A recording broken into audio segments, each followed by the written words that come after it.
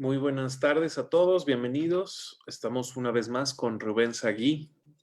Bienvenido, Rubén, ¿cómo estás? El día de hoy hablaremos sobre los problemas en Líbano. Muchas gracias. Perfecto. Pues muy buenas tardes a todos. Muchas gracias a la Kehile, gracias a Anita. Y hoy vamos a hablar de Líbano. Uno se pregunta, ¿por qué hay tantos problemas en este país? ¿Por qué tantos conflictos? ¿Por qué tan poca paz? Etcétera. Yo espero que durante esta conferencia, al terminarla, vamos a entender un poquito más por qué está Líbano tan conflictivo. Voy a compartir la pantalla y vamos a empezar.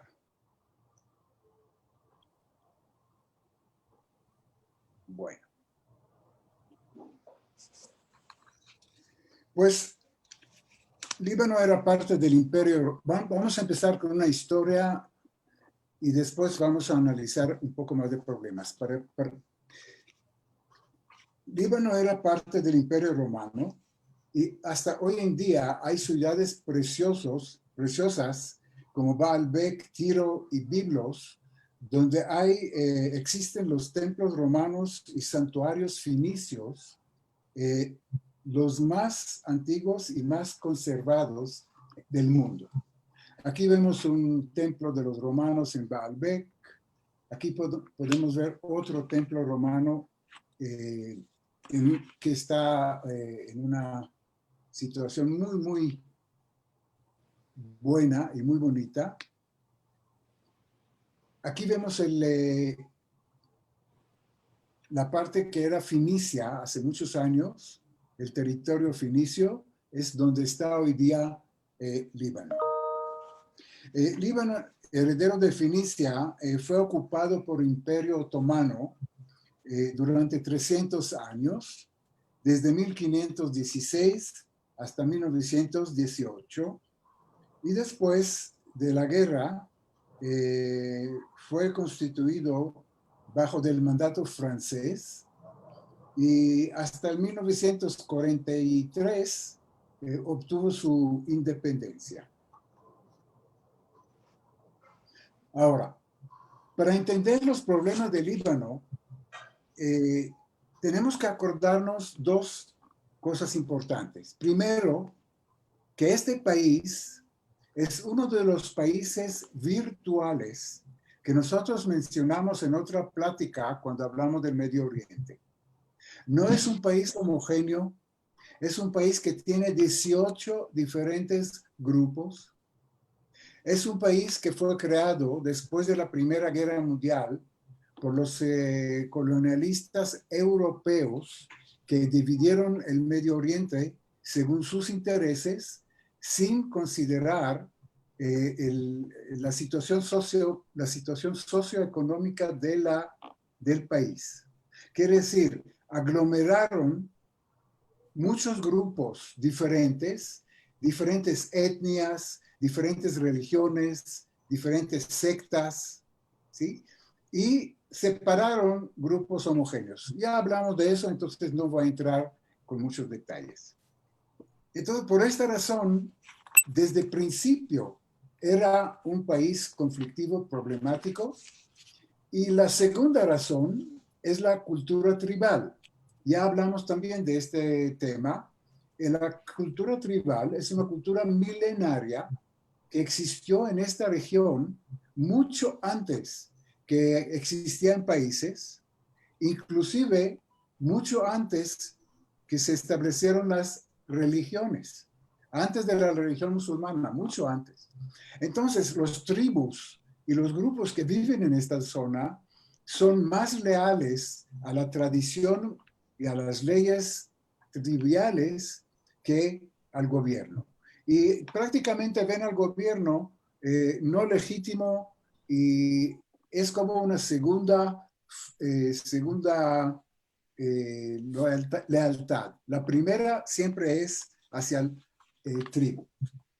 Entonces, esas son las dos razones principales por tantos problemas en Líbano, igual como en Siria, en Libia, en muchos otros países del Medio Oriente. Bien.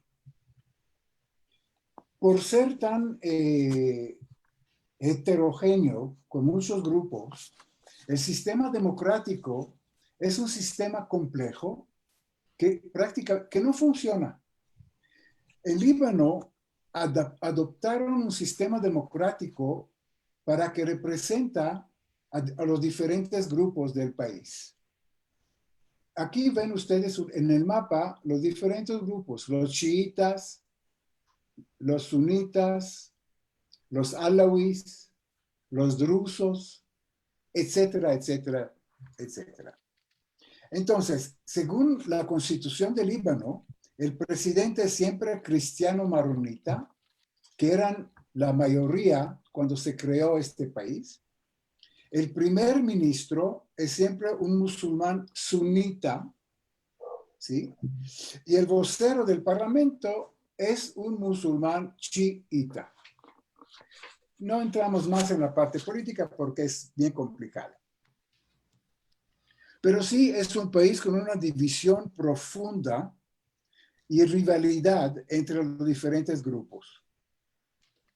Y por ser un país no homogéneo, vemos un fenómeno de una intervención de una fuerza exterior, igual como hablamos en Yemen, donde se mete Irán y Saudi Arabia, igual como hablamos en Siria, etc.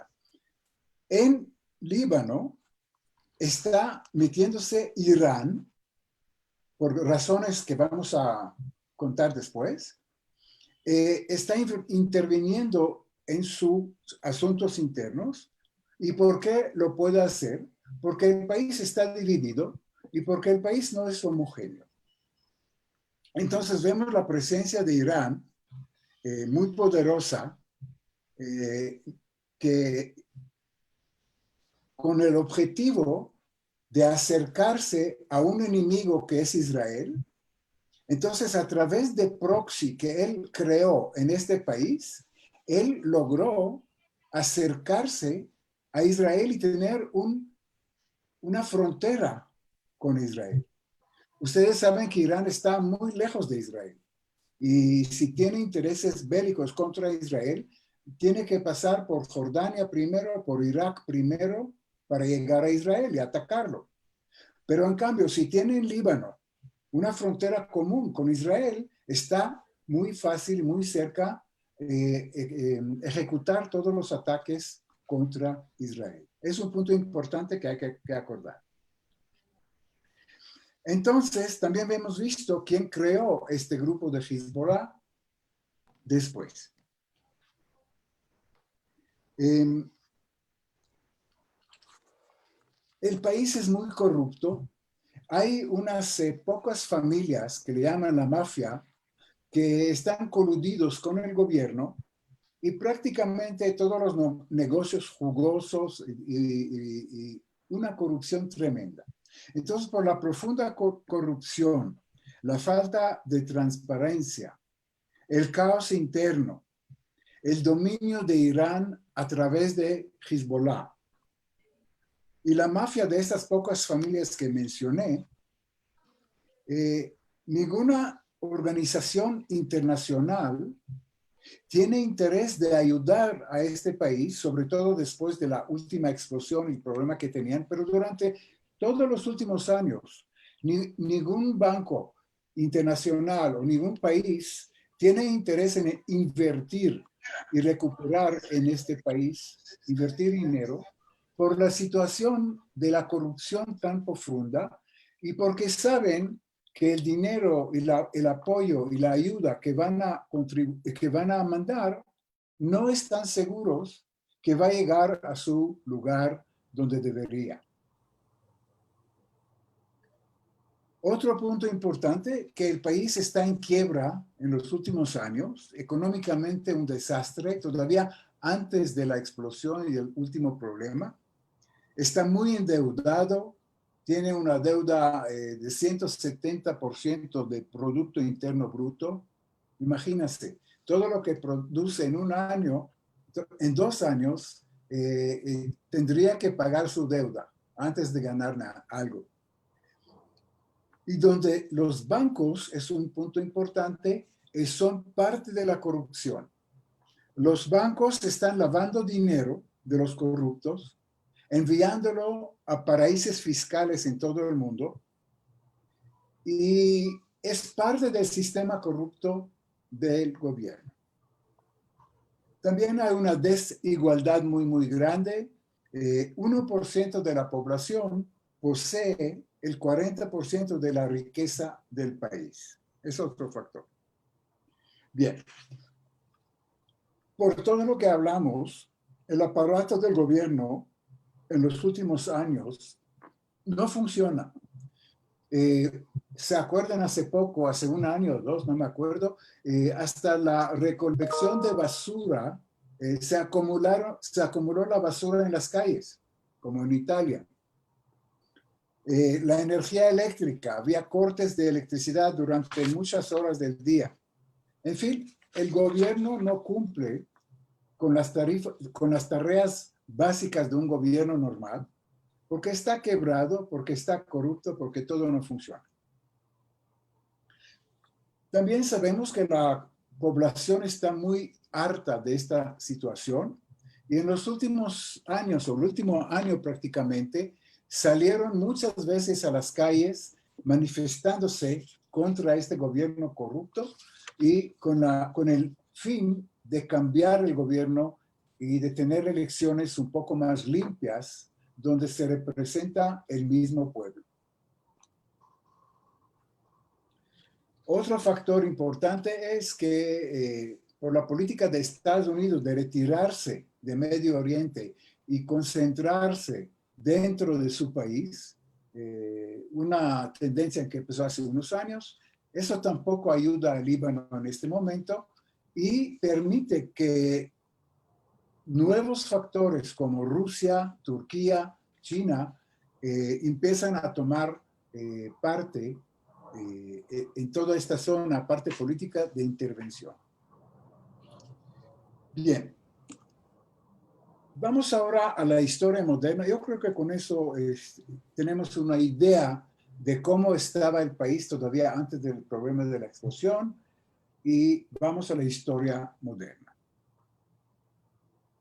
Bien, en 1958 estalló una guerra civil entre los musulmanes y los panarabistas, que estaban influidos por Gamal Abdel Nasser, que pensaban en una unión árabe de todo el Medio Oriente, y el esfuerzo del gobierno libanés cristiano de Camil Chamoun, que lo vemos aquí en la foto. El gobierno pidió la ayuda de Estados Unidos, y en esta época todavía los Estados Unidos ayudaron, mandaron marines a Beirut, que desembarcaron en Beirut y ayudaron a los cristianos contra los musulmanes. Bueno, después de 10 años, a partir de 68, la OLP, que es la Organización de Liberación de Palestinos, y muchos otros grupos terroristas, no solamente ellos, se establecieron al sur del Líbano, usándola como base de lanzar ataques contra objetivos civiles en Israel.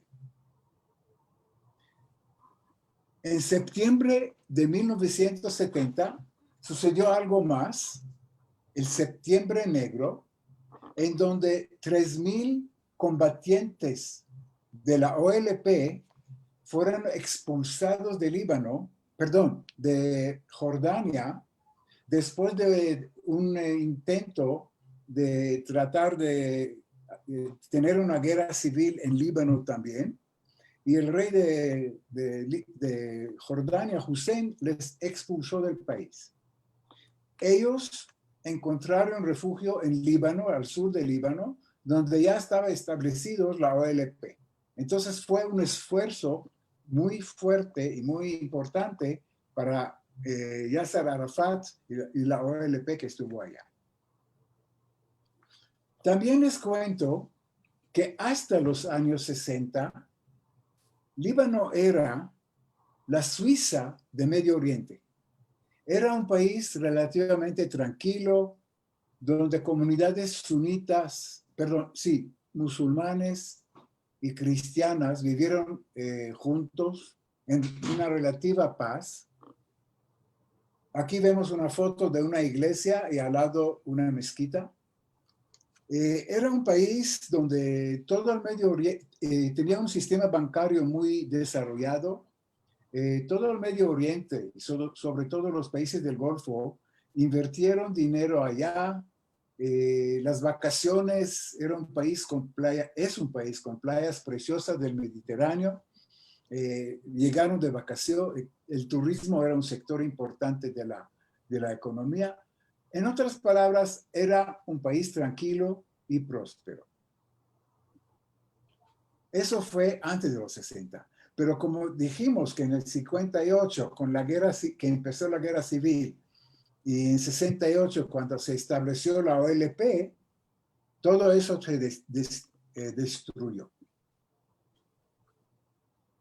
En 1970, la OLP, dijimos que fue expulsada de Jordania, llegó a Beirut y se instaló en Beirut y controló todo el sur del país, aumentando los ataques en esta época terroristas contra Israel. Seguimos adelante. En 1975 estalló una guerra civil tremenda que duró 15 años, hasta 1990, entre cristianos maronitas y musulmanes, con matanzas mutuas terribles y con consecuencias horribles. Entonces, cuando empezó la guerra, un año después, en 1976, la Liga Árabe mandó una fuerza de paz de 30,000 soldados árabes por petición del Parlamento libanés, que llegó allá para separar entre los grupos cristianos y los grupos musulmanes que se mataron uno a otros. Después de retirarse estas fuerzas, el ejército sirio entró a Líbano y prácticamente la controló. Quiero nada más decirle que los resultados de esta terrible guerra eran 250, 250,000 de muertos, 1,000,000 de heridos en un país tan pequeño. 120 personas desplazadas y 1,000,000 de ciudadanos, un éxodo de 1,000,000 de ciudadanos libaneses. Y por eso encontramos libaneses, comunidades libaneses en todo el mundo, inclusive en México, pero en Brasil, en Europa, en Estados Unidos, en todo el mundo. Bien, vamos a avanzar en 1978. En 1978, guerrilleros del OLP, a propósito, Fatah es la organización terrorista del OLP. OLP es la organización y ellos crearon Fatah, que es un grupo de milicia. Ok. Entonces, la Fatah en la playa de Naharia, de Israel, embarcaron unos comandos de ellos, mataron un turista americano, fíjense, eran con ciudadanía americana, secuestraron 2 autobuses en la carretera que va de Naharía a Tel Aviv y era una masacre increíble, tremenda.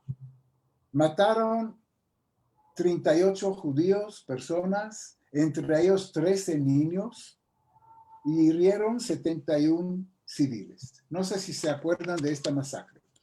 Entonces, como consecuencia de este ataque a Israel, el ejército israelí, para eliminar la amenaza de los palestinos a Israel, ocupó el sur del Líbano en una operación que se llamaba la Operación Litani. ¿Por qué Litani? Porque ustedes pueden ver aquí arriba el río en azul, el río Litani, ¿sí? Y en la línea azul más fuerte, perdón, bueno, si tienen una pregunta, no hay problema. Entonces, en la parte baja de la diapositiva, usted ve la frontera internacional de Israel con Líbano. Y lo que está en línea en línea azul, arriba, al norte, es el río Litani. Entonces Israel ocupó toda esta zona sur del Líbano en la operación que se llama Litani para controlar a los terroristas del Fatah y de la OLP que perpetraron este ataque terrible en Israel. Bueno, después de una semana de ocupar esta zona, se firmó un tratado de cese de fuego. Los palestinos se obligaron a no atacar a Israel nunca más, y los palestinos se retiraron de regreso dentro de la frontera de Israel. La ONU mandó una fuerza que se llamaba FINUL, que son una fuerza provisional de las Naciones Unidas para Líbano. Son policías de Naciones Unidas que se establecieron en la frontera entre Líbano e Israel con la idea de separar estas dos fracciones que están peleando y atacándose uno a la otra. Entonces Israel se retiró y se acabó la operación Litani después de una semana que Israel estaba en territorio libanés. Ahora, Arafat no dejó los actos terroristas contra Israel, a pesar de firmar ese tratado de cese de fuego, y les quiero nada más mencionar un caso.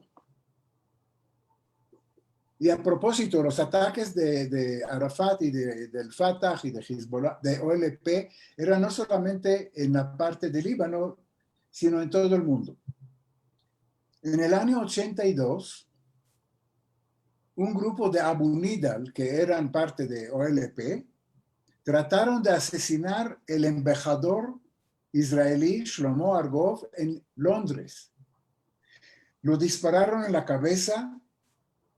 Él entró en una coma de 3 meses y cuando despertó tenía una parálisis permanente, pero por suerte sobrevivió. Pero lo que es interesante, que cuando reclamaron Israel y otras naciones del mundo a OLP, ustedes firmaron un tratado de cese de fuego con Israel. Y no que van a cesar los ataques. ¿Sabes qué dijeron estos muy vivos? Dijeron lo siguiente: mira, el tratado que firmamos después de la operación Litani era que no vamos a atacar a Israel desde Líbano, pero no dijimos que vamos a cesar los ataques en el mundo. Fíjense qué cínicos y qué argumentos cínicos usaron para justificar intentado contra el embajador de Israel en Londres. Eso es solo un ejemplo, pero hay muchos otros. Bueno, entonces después de este ataque al embajador de Líbano, Israel armó otra operación como consecuencia que se llamaba la Operación Paz para Galilea. Quiere decir, para poder evitar los constantes ataques de la milicia de la OLP contra la parte norte de Israel, y había ataques constantes contra civiles, contra el ejército, etcétera, armaron esta vez una operación mucho más grande que la Operación Litani, y el ejército de Israel entró a todo este sur del Líbano, más o menos lo que vimos acá, en 1982, 1980, y llegaron hasta Beirut. El objetivo de esta operación es expulsar el grupo de OLP desde el Líbano y tal vez con eso tratar de disminuir la agresión y los ataques a Israel. Entonces Israel se asoció en Líbano con la milicia cristiana libanesa. Son los cristianos que también sufrieron los ataques de los musulmanes de OLP y por eso se asociaron con Israel contra los musulmanes y los del mismo país Líbano. Eran aliados de Israel en eso. Entonces Israel entró hasta Líbano y en 1900, a ver, déjame ver qué año era.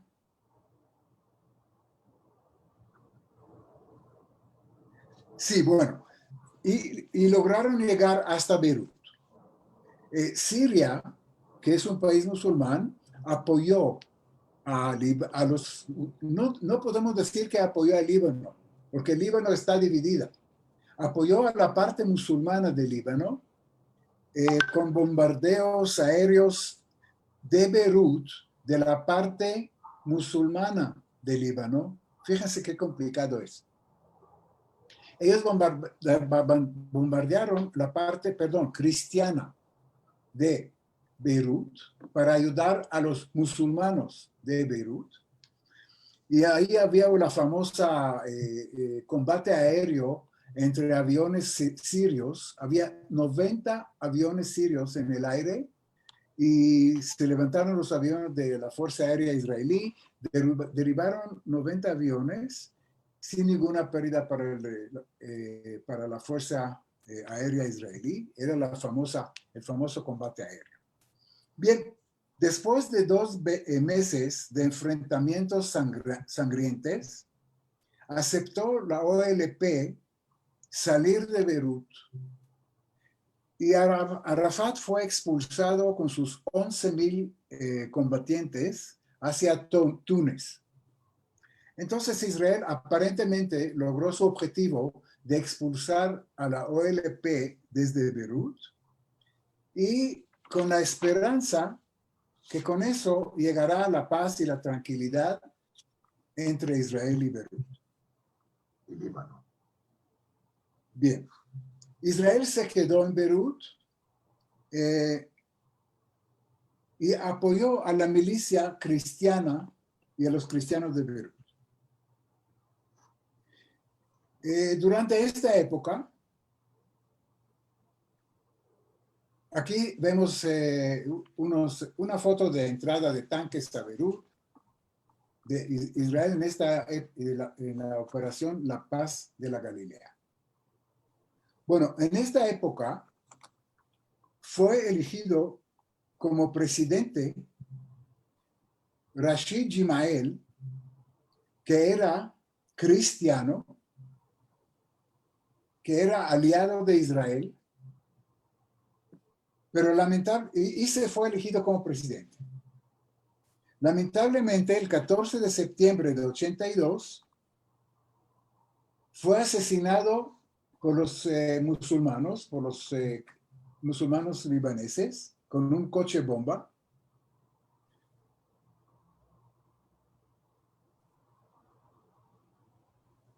Es un ejemplo de unos de los muchos presidentes libaneses que fueron asesinados. Ahora, otro de ellos que vamos a hablar después es Rafik Hariri. Pero en esta época de 82, Rashid Jimael fue asesinado. La milicia cristiana libanesa,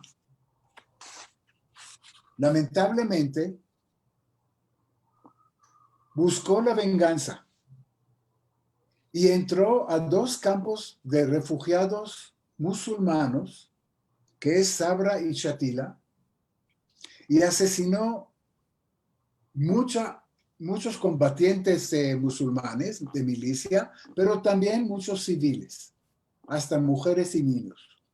Un evento que está conocemos mucho, y en todo el mundo despertó la opinión pública contra las milicias cristianas que cometieron, la verdad, este crimen. Y quiero mencionar que no fue hecho por Israel o por las fuerzas de defensa de Israel, sino por la milicia cristiana, sí, aliada de Israel. Muchos dicen que con bueno, ya no entramos en esta polémica porque era un evento muy bueno.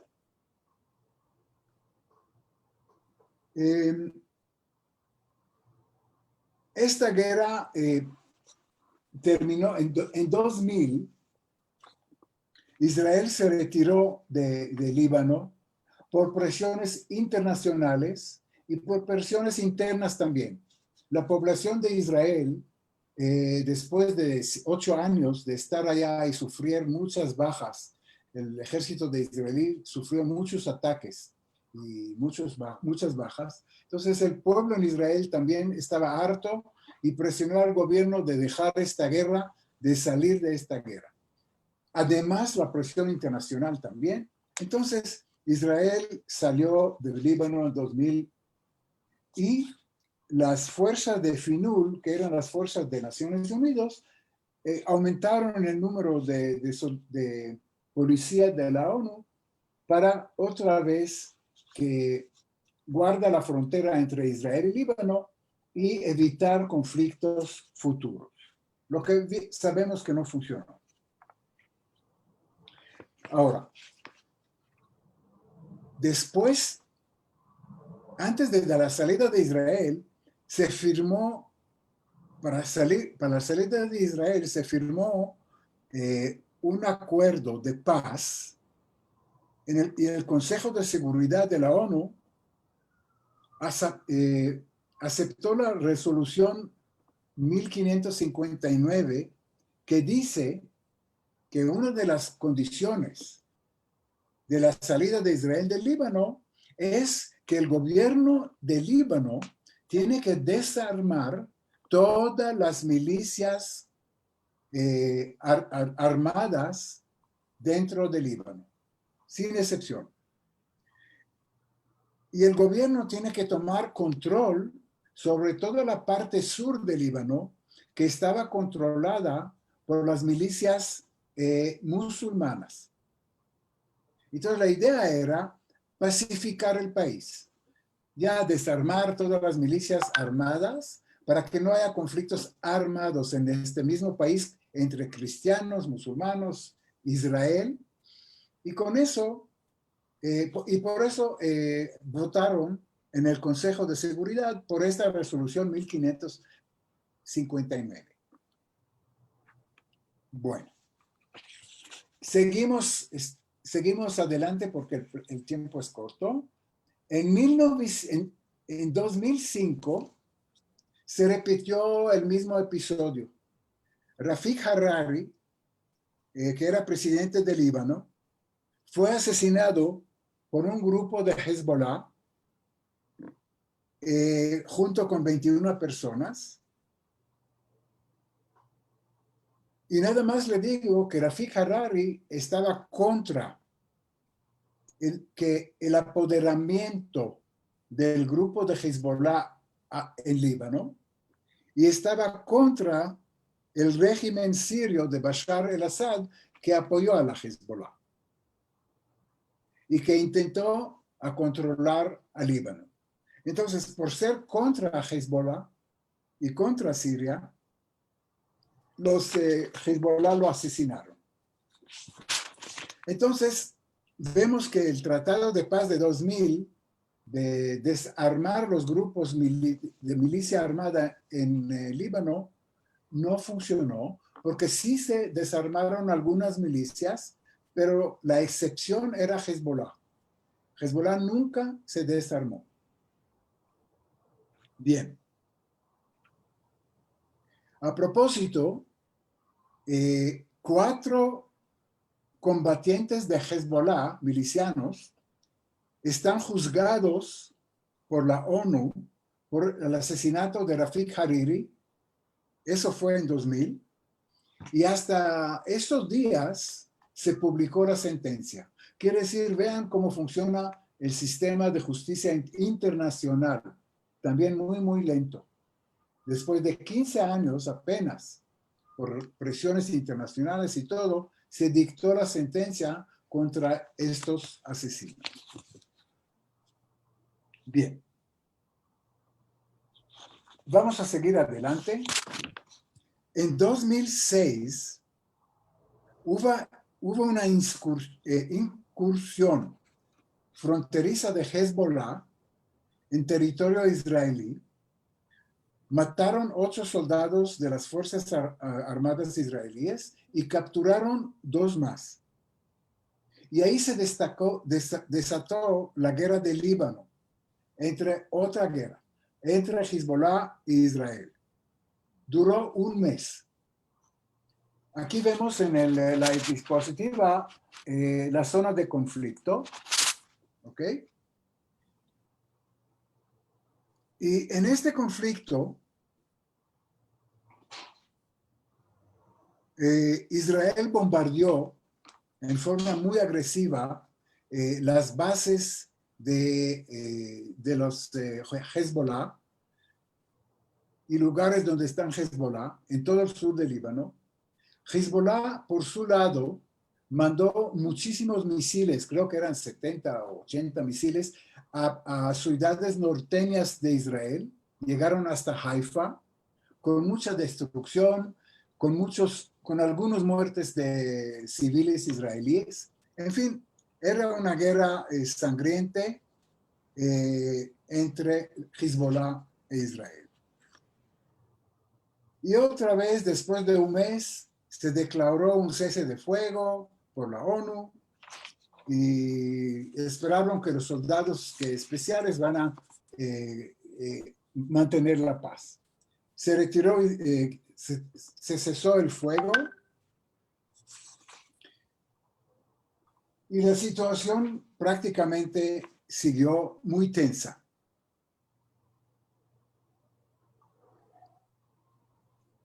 Los ataques hablamos de Líbano, los ataques dentro de Líbano no cesaron y la tensión dentro del país,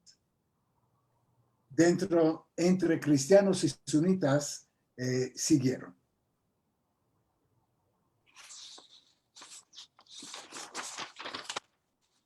Déjenme ver si no olvido nada. Nada más para darles un ejemplo. En esta época, después de eso, un grupo de ISIS, de Daesh, ¿sí?, que son contra los chiitas musulmanes de Hezbollah, atacaron la oficina de Hezbollah en Beirut y un bastón de chiitas de Hezbollah y bombardearon un edificio. Quiere decir, el conflicto interno de diferentes grupos sigue adelante. Bien, yo creo que hasta aquí vamos a terminar con este capítulo y vamos a empezar con un capítulo que le llamo la explosión de Beirut. Si no hay ningún comentario hasta este punto, seguimos. Pues les cuento, quiero empezar. Ven, Sí, un sí, comentario. Yo creo que brincaste un poco cómo se creó Hezbollah. O sea, sí. no me Perdón, ok. das un Tengo back. un capítulo, ok. Tengo un capítulo especial para Hezbollah, con toda la historia de Hezbollah, que va a ser la segunda parte de esta charla. Es muy importante. Perdón, ¿qué cantidad o qué porcentaje de población son chiitas en Líbano?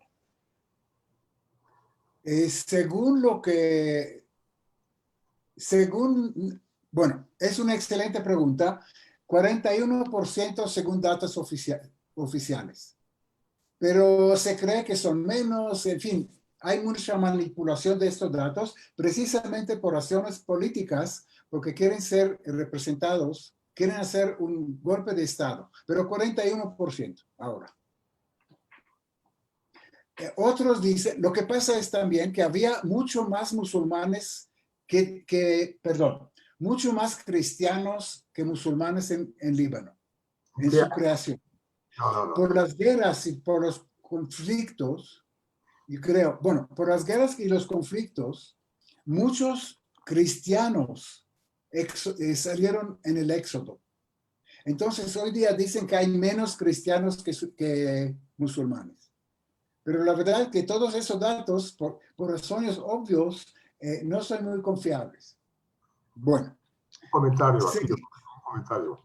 No se ha hecho un censo en Líbano precisamente porque no quieren contar cuántos hay de cada grupo, de cada secta. No se ha hecho un censo desde Sí. los 60. Exactamente. Por razones políticas no es conveniente tener la información correcta, porque cada grupo argumenta que él tiene que dominar. Bueno, entonces, para resumir sobre Hezbollah, en un capítulo, toda la práctica, la próxima semana vamos a hablar de Hezbollah porque es muy importante. Quiero hablar de la explosión y quiero empezar con un cuento de hadas. Y el cuento de hadas es el siguiente. Había una vez un barco fantasma que llegó de tierras lejanas al puerto de Líbano para descargar una carga de fertilizantes para un país africano, no sé si era Mozambique o otro. Madagascar. ¿Ah? Madagascar. Madagascar. El capitán no tenía el dinero para pagar las tasas portuarias y por eso descargaron los fertilizantes en una bodega número 12. Acuérdate del número 12, es muy importante. Y este barco fantasma desapareció. Uno dice que se hundió, no se sabe dónde es. El dueño del barco nunca apareció, desapareció también. Y ese es el cuento de hadas o la versión oficial de lo que realmente pasó. Quiero contarles mi opinión, lo que realmente pasó en esta parte. Entonces, lo que pasó, que es el 4 de agosto, dicen ellos que 2.750 toneladas de nitrato de amonio, que es un fertilizante, explotó en el puerto de Beirut, que causó destruyó el puerto completo y una gran parte de la misma ciudad. Y acuérdense que el puerto de Beirut es un puerto muy importante para la economía del país. De ahí entran la mayoría de las importaciones y salen toda la exportación. Entonces el daño económico al país es tremendo. Ni hablar del daño de ciudadanos, de edificios, de establecimientos comerciales, etcétera, etcétera, etcétera.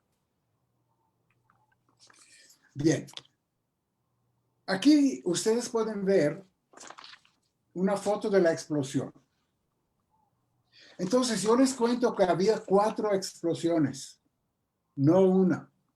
Al principio vimos como unos pequeños petardos, como unos pequeños fuegos artificiales. Así empezó, en la parte baja. No se ve acá, pero había muchos videos. Bueno, después había una tremenda explosión donde salió un humo negro, una nube negra muy, muy alta que se estaba suspendida en el aire algún tiempo. Después de unos segundos, fue otra explosión y una nube, esta vez de color rojo, como ustedes ven acá, en la parte, ven la nube negra y la nube roja. Entonces la nube roja explotó muy fuerte, también estaba suspendida en el aire un tiempo, y al final vino la cuarta explosión, que era que le llaman la nube de Wilson, que es una onda expansiva que se ve cuando se explota una bomba atómica. Eso significa que eran unas explosiones muy, muy, muy tremendas, muy, muy fuertes, ¿ok? Entonces yo les digo que cuando explota un fertilizante o cuando explota un solo elemento químico, que es el nitrato de amonio, no puede haber humo de diferentes colores.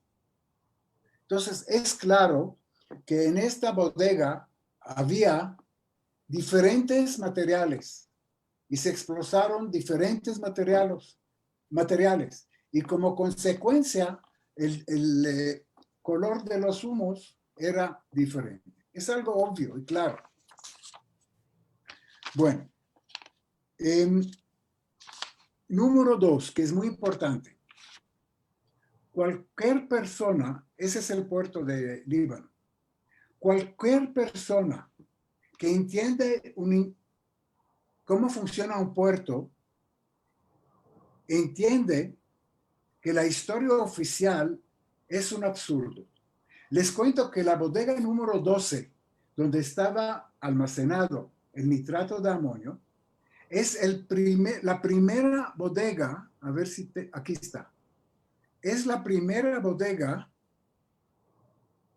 miran, es esta bodega. ¿Pueden ver mi mouse? Es esta bodega. Es la primera bodega que está cerca al muelle.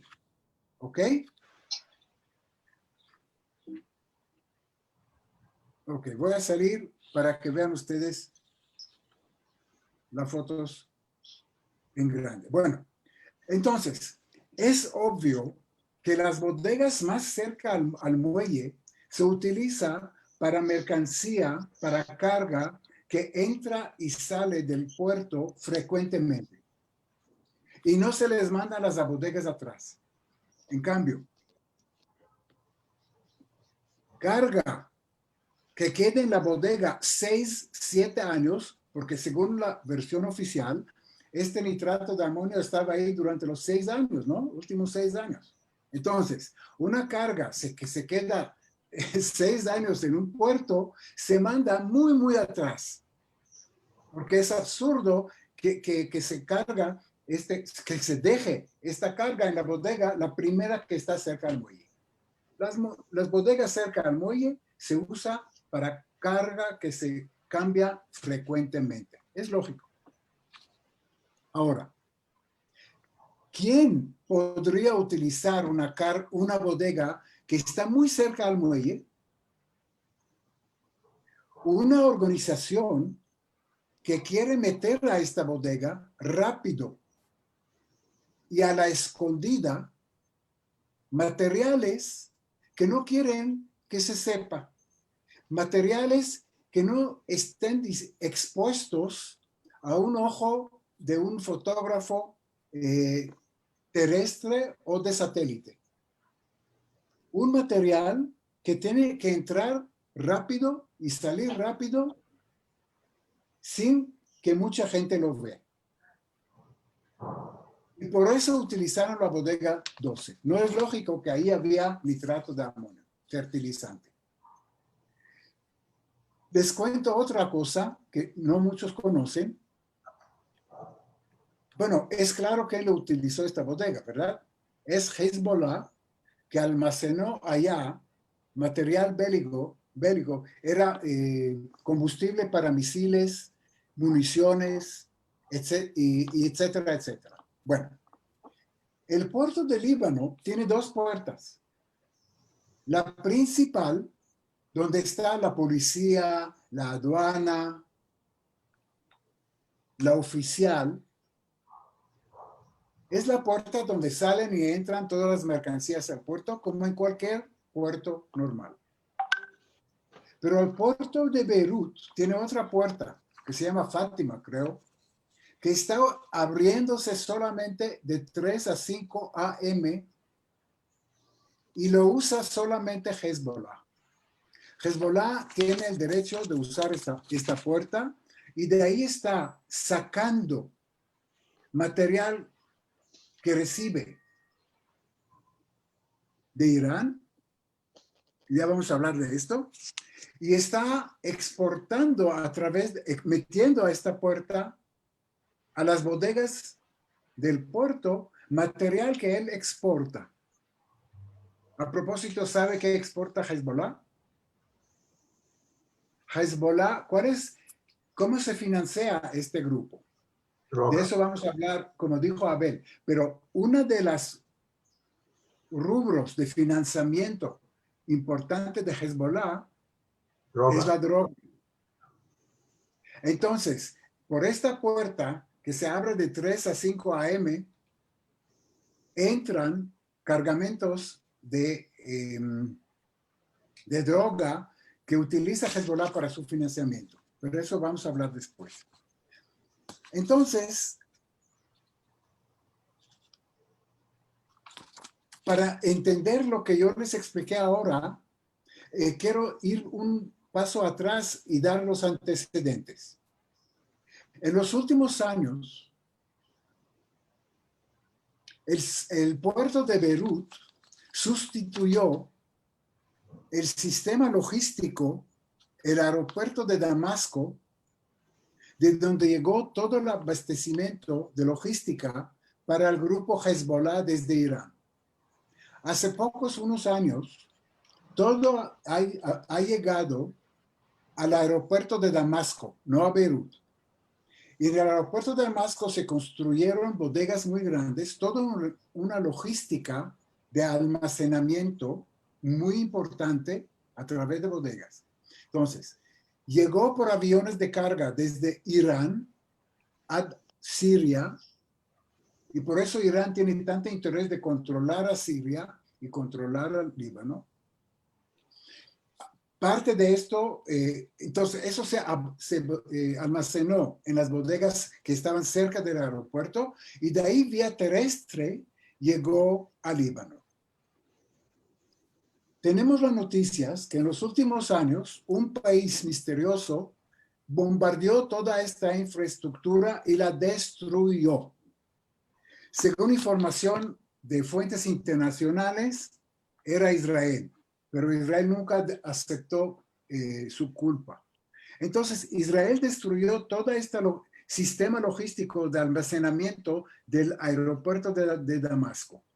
Y por eso Irán y los Hezbollah en Líbano tenían que encontrar una alternativa de abastecimiento. Y la alternativa era el puerto de Beirut. Y por eso, durante los últimos pocos años, 1, 2, 3 años, llegan los cargamentos de Irán para Hezbollah al puerto de Beirut. Eso es como antecedente para entender por qué explotó la bodega número 12. Entonces, todo eso nos llega a manifestar que no era un fertilizante, que era realmente un cargamento de Hezbollah de material bélico. Lo que probablemente, la otra versión es que probablemente era un accidente, por alguna razón se explotó. Pero lo que explotó otra vez no era fertilizante, sino material bélico.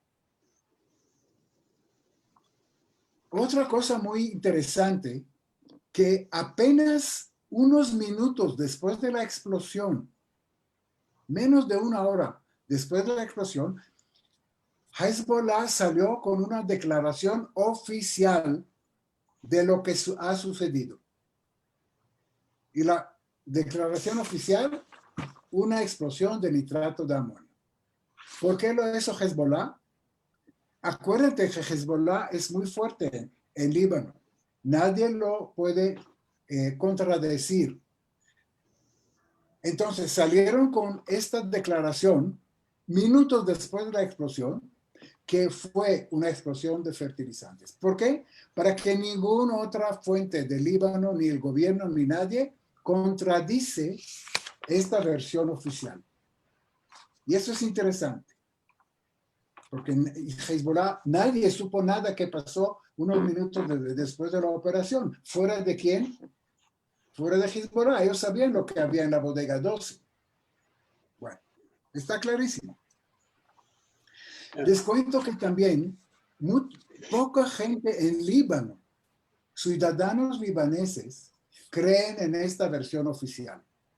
Mucha gente del pueblo, inclusive mucha gente que son aliadas y apoyan a Hezbollah, no creen esta versión y creen que Hezbollah esta vez se le pasó la mano, y por el daño tan enorme que causaron al país, se les pasó la mano esta vez.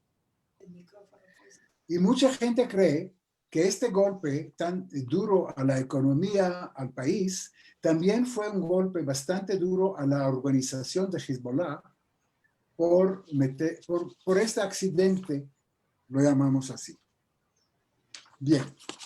Yo creo que con eso terminamos y abrimos la sesión para algunas preguntas. Y la próxima sesión vamos a hablar profundamente del grupo Hezbollah, porque creo que sin entender quién son Hezbollah y cuáles son sus actividades, no se puede entender al Líbano.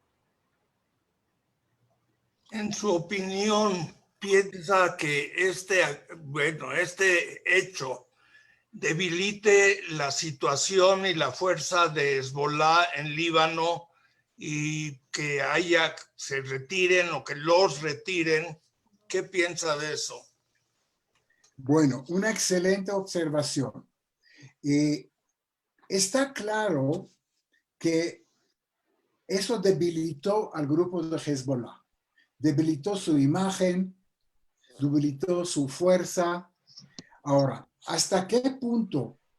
Ahora, hay analistas en Israel que dicen que creen que hasta se va a hacer reelecciones, que Hezbollah va a perder su fuerza política también en el gobierno, pero que yo creo que son optimistas. Yo no creo que Hezbollah va a perder su fuerza en Líbano, se va a debilitar, tiene un grave problema ahora, pero por las maneras que él actúa, y hemos visto, para él asesinar a un presidente es como para nosotros ir a tomar un café.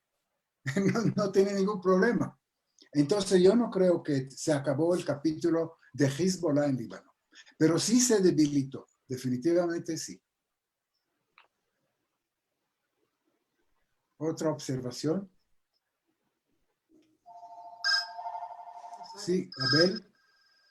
Bueno, para también aumentar un comentario sobre la pregunta que hizo el señor.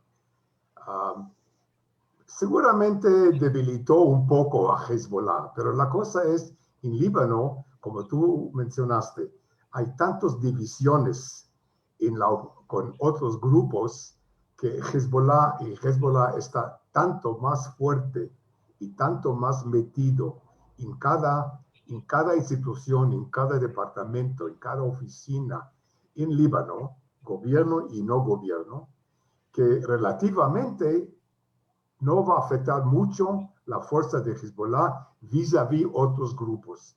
Así que, desgraciadamente, en mi opinión, Hezbollah va a seguir siendo la fuerza número 1 del Líbano, porque los políticos y las mafias y los grupos que son del resto no se llegan a un acuerdo. no se unifican.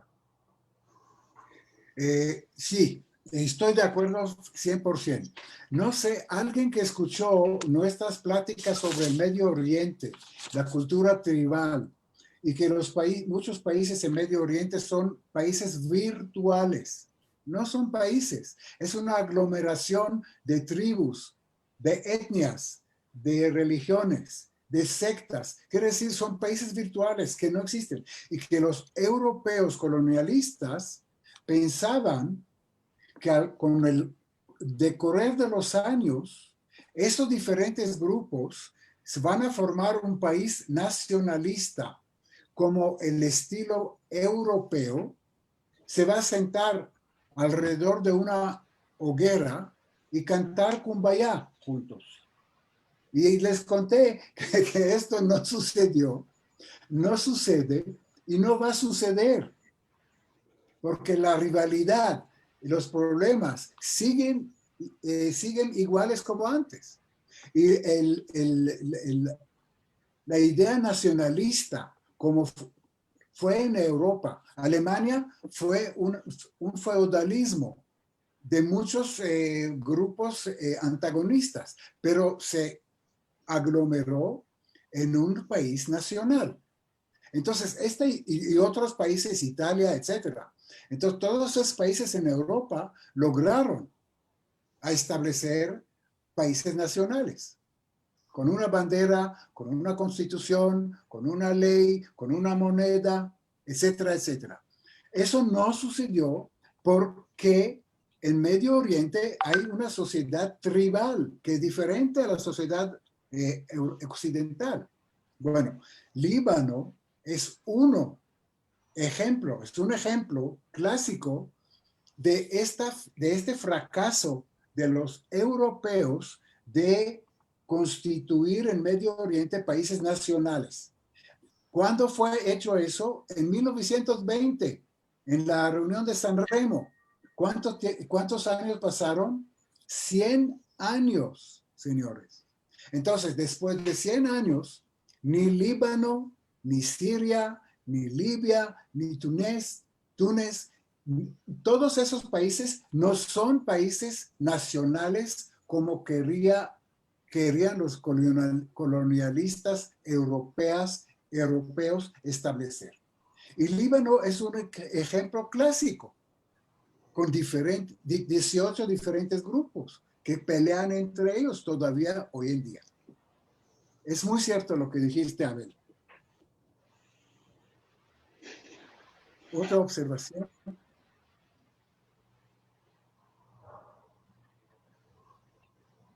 Entonces, si no hay otra observación, sí, la próxima vamos a hablar de Hezbollah y ustedes se van a sorprender de algunas cosas que vamos a hablar, porque yo aprendí mucho de cosas que no sabía y es fundamental para entender, si hablamos de Líbano, entender lo que pasa en Líbano.